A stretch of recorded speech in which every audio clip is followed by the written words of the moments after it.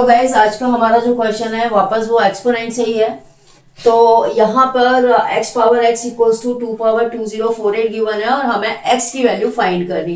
तो बहुत easy question है, थोड़ा सा लॉजिक आपको लगाना है।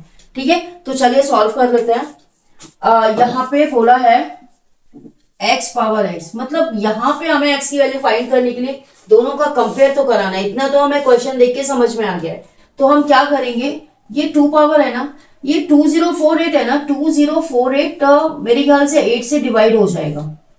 तो 8 2 जा 16, 4 44 हो गया, 8 5 जा 40 एंड 8 6 जा 48, 256 टाइम ये हो गया।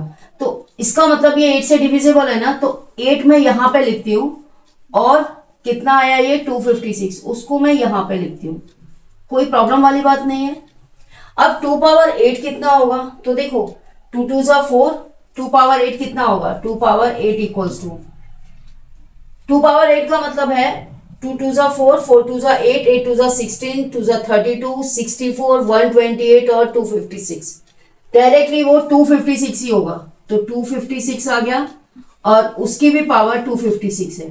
हमें यही करना था क्योंकि यहाँ पर बेस और एक्सपोनेंट दोनों भी सेम थे और यहाँ पे भी हमने सेम कर दिया। इसका मतलब x का हम जब कंपेयर करेंगे तो x की वैल्यू यहाँ पे 256 आएगी। ठीक है, यहाँ पे मैं लिख देती हूँ ये 256 है।